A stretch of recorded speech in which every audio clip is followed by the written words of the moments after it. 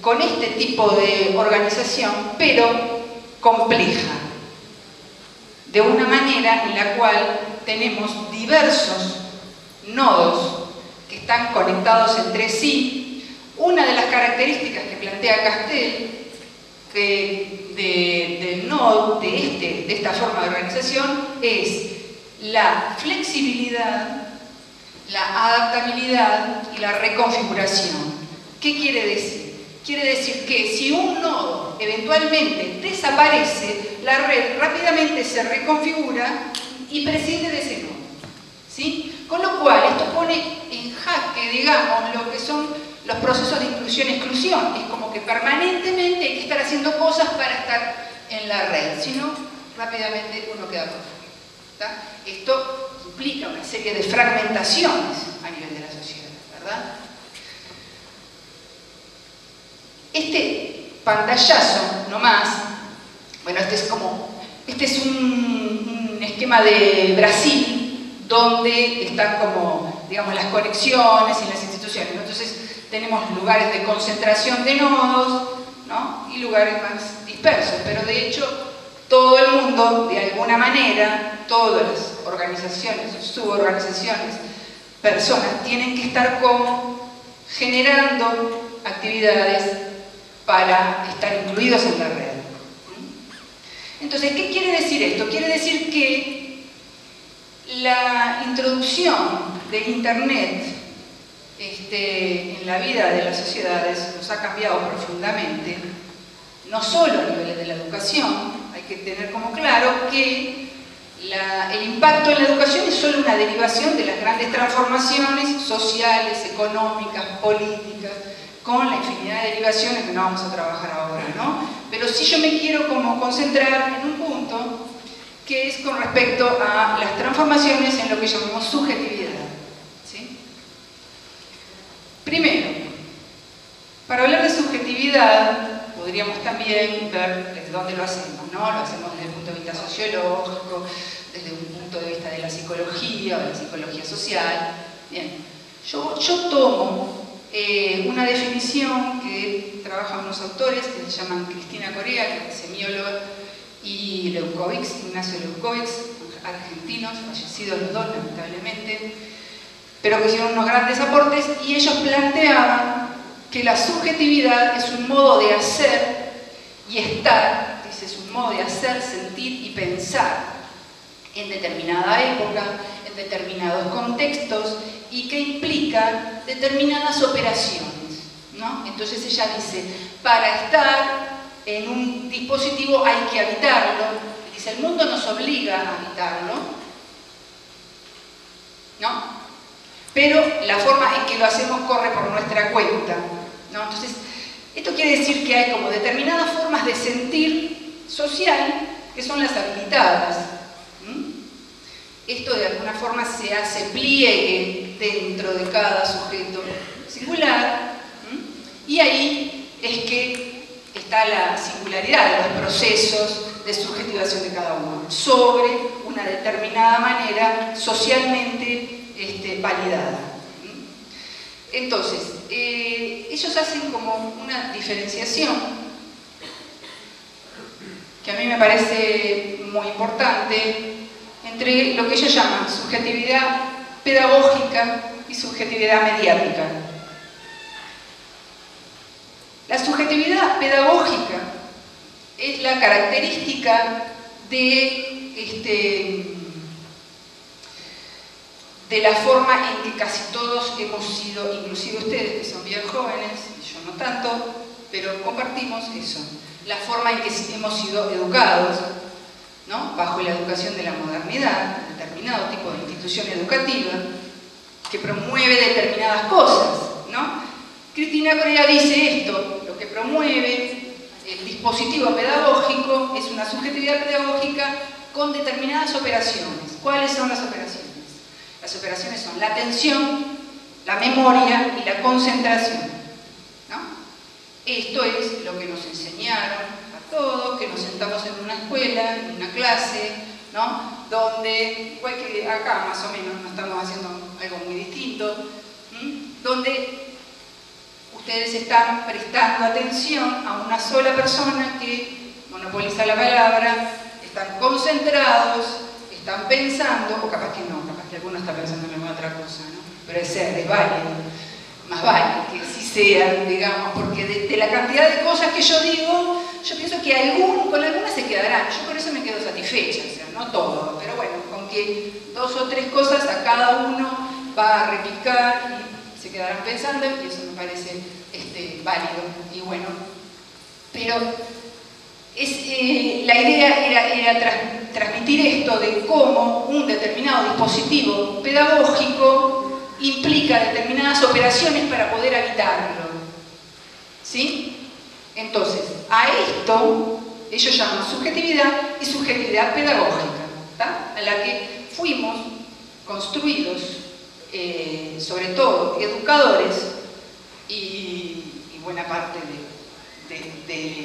de la formación sigue siendo así, ¿no? Sigue planteando el mismo dispositivo. El problema... entonces, antes un punto importante, que es que para que esto funcione, para que el dispositivo pedagógico funcione, los estímulos tienen que ser reducidos. No puede haber una cantidad, si acá fuéramos 3 o 4 personas hablando a la vez, la gente de Salto, Rocha, de Rivera y Tacuarembó nos estarían diciendo: che, hablen de a uno, no los podemos escuchar, son demasiados estímulos, ¿verdad? Entonces, para que este dispositivo pedagógico funcione, tiene que haber una reducción de estímulos, entonces la concentración es posible, ¿verdad? Ahora, si nosotros tenemos a la mayoría de los niños, adolescentes y jóvenes de hoy inmersos en otro tipo de subjetividad, ¿tá? En una subjetividad que Corea y Leucovitz llaman subjetividad mediática o informacional. Entonces tenemos que primero pensar cuáles son las características del dispositivo mediático, ¿no? ¿Qué podrían decir ustedes? Primero, ¿qué piensan que es el dispositivo mediático? Y segundo, ¿qué características les parece que tendría el dispositivo mediático? Es pregunta, así que está abierta a ustedes, o a la gente de allá, de Rocha, de Tacuarembó, Salto, Rivera, nadie más, ¿no? ¿Tenemos a todos ahora? Sí. Bien. ¿Qué les parece? Tratemos de romper el dispositivo pedagógico y hacer otra cosa, a pesar de todo. ¿Qué se les ocurre? Algo se les ocurre, no me digan. ¿Nadie tiene el celular así, usando? ¿Nadie está usando el celular? A ver. ¿Algún celular por ahí abajo debe haber? El dispositivo mediático es un dispositivo interactivo, que es muy bueno de alguna manera, ¿no?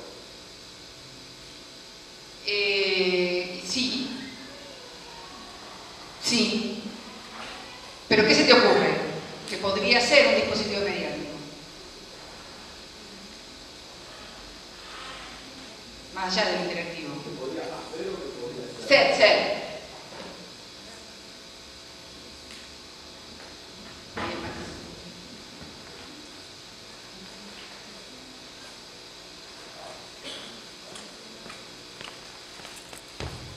¿Cuáles son los dispositivos mediados por la tecnología? Los entornos que habilita la tecnología. ¿Tá? Cuando hablamos de dispositivo mediático estamos hablando de esto. Entornos habilitados por la tecnología o por las TIC, ¿no? Tecnologías de la información y la comunicación. ¿Cuáles podrían ser? Los medios masivos de comunicación, por ejemplo. Yo juntaría lo que decís vos con lo que dice él, porque medios masivos de comunicación es la tele, no es interactivo, ¿no? Entonces tendríamos que ensamblar esto. A ver, ¿qué más? A nosotros nos parece, acá con las compañeras, que pueden ser la Xbox y las tablets que están ahora, y todo lo que, y también el libro, que puede ser aparte del tecnológico, el libro, como se dio acá con el libro de San Antonio, que a partir de eso se puede llegar a que las personas pudieran entender sobre el tema, pero a través de algo que sea más práctico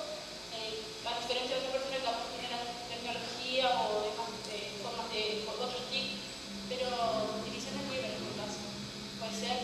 Puede ser, sí, pero está bien. Yo lo que diría, vamos juntando cosas para nuestros dispositivos mediáticos, ¿no? La interacción, lo masivo, ¿no? Ustedes plantean esto como de lo práctico, ¿sí? Juntamos elementos. Yo diría algo más de la posibilidad de conectarse con otros, ¿verdad? En nuestros dispositivos mediáticos o dispositivos mediáticos de aprendizaje, todas estas características se nos van a juntar. ¿Está? Así que, bien, de acuerdo. La XO podría ser uno de los elementos entrando dentro de las posibilidades de conexión. ¿Sí?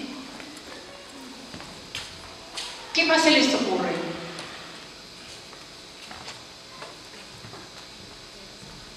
Nadie usa Facebook,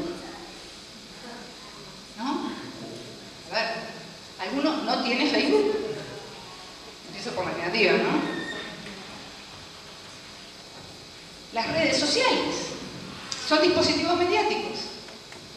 Y muchas veces dispositivos mediáticos de aprendizaje. No sé ustedes, pero acá en facultad hay grupos de Facebook de, no sé, del CEUP, de los gremios de estudiantes, de determinada clase, y se pasan los materiales.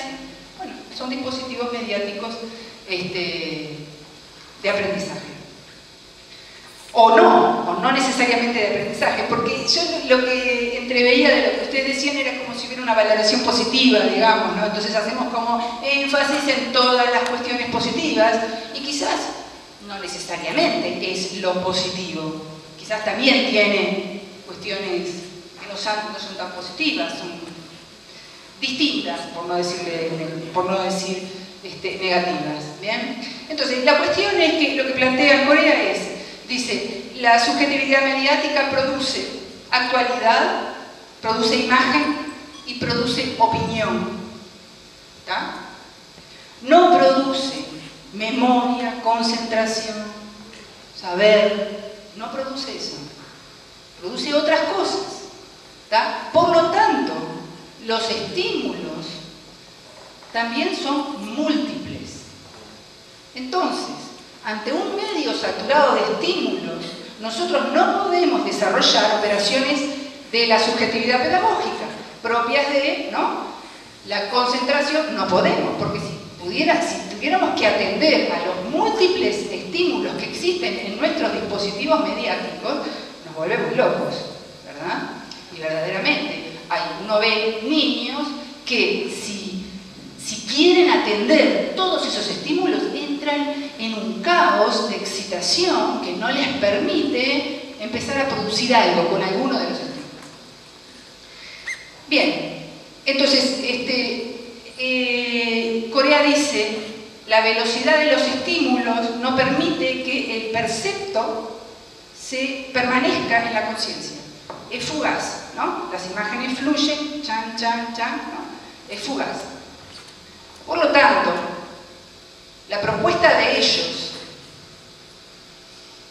tiene que ver con esto, de que el dispositivo mediático tiene estas características de lo virtual, de la flexibilidad, de la velocidad, de la hiperestimulación, de los textos inestables.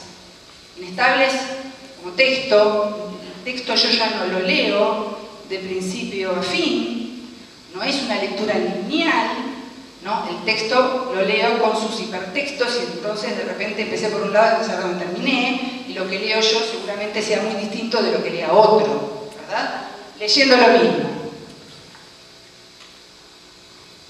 Entonces, la propuesta de ellos dice, la recepción, como la recepción no está asegurada, porque quien emite un mensaje que no es un método el válido, ya lo dije, pero lo reitero, no es que un método sea el válido o que los métodos que antes se usaban no sean válidos.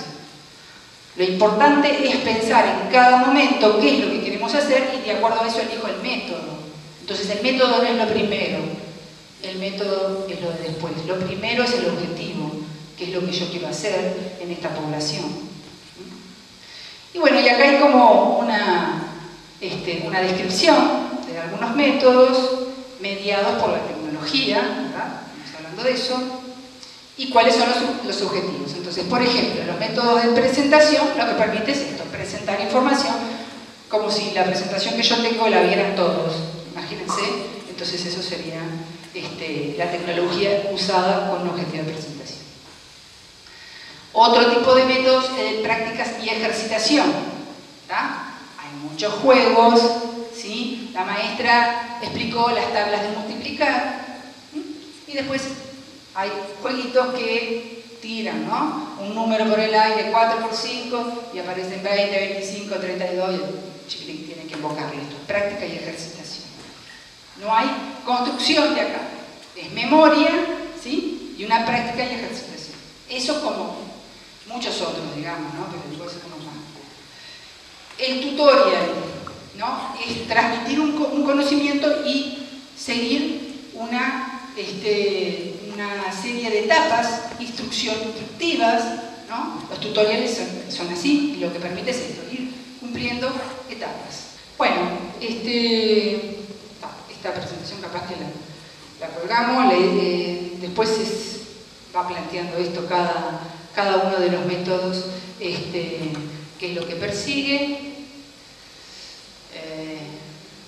los pasos.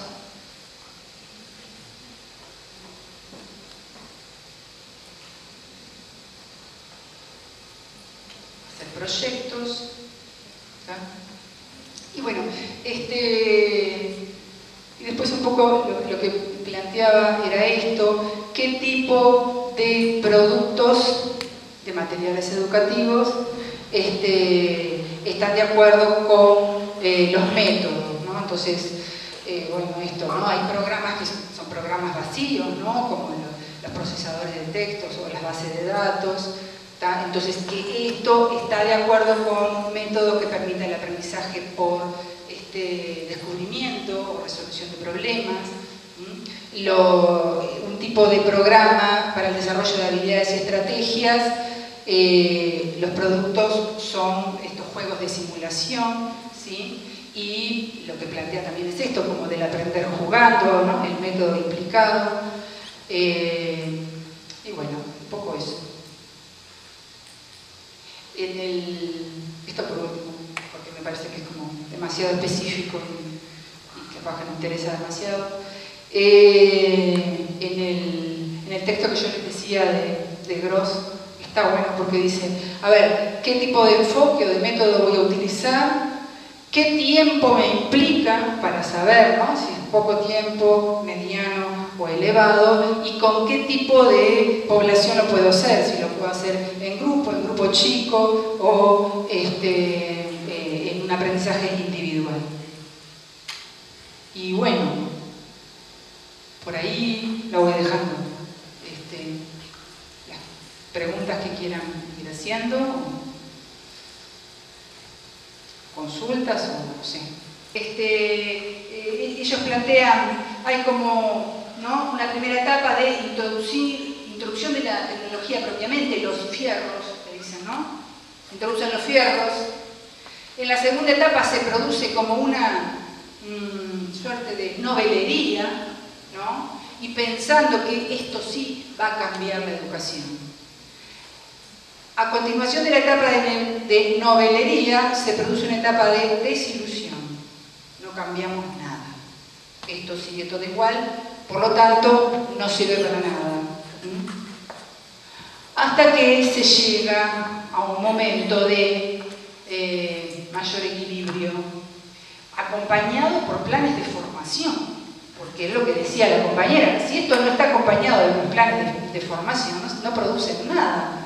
Hay muchas escuelas, estamos tratando de trabajar en un proyecto de robótica y bueno, hay un plan que es kits de robótica para todas las escuelas de tiempo completo, y los kits de robótica están ahí olvidados, porque si no hay una cuestión de formación del docente y de poder integrarlo a sus prácticas y a su currícula, entonces no produce absolutamente nada.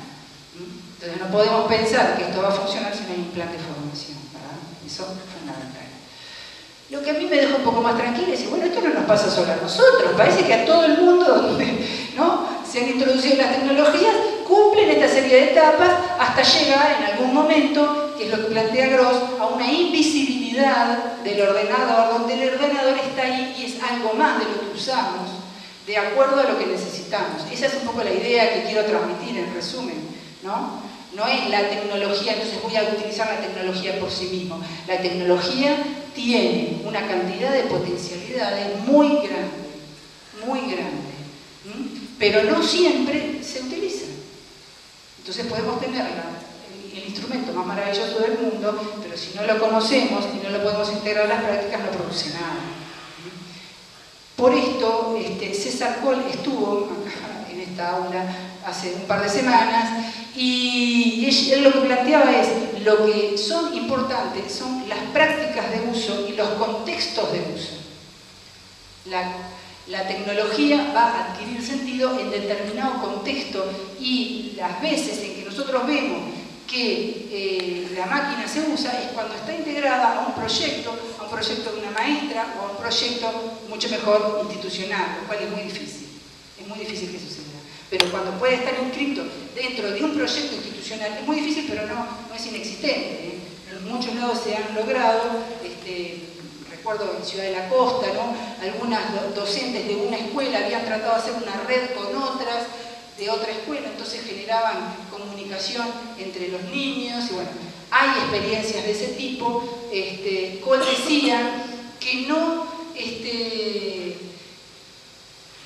la introducción de las tecnologías no asegura las buenas prácticas. Y, de acuerdo a las investigaciones, no hay resultados de que las tecnologías hayan cambiado y hayan mejorado los aprendizajes. Los resultados no indican eso. Pero tampoco quiere decir que sean inválidas totalmente, porque en determinados contextos de uso, donde la tecnología adquiere un sentido para esa comunidad, entonces sí produce y produce cosas maravillosas. Bueno, un poco por acá. Les quería decir, les agradezco la paciencia, la concentración, la memoria y la atención. Salud.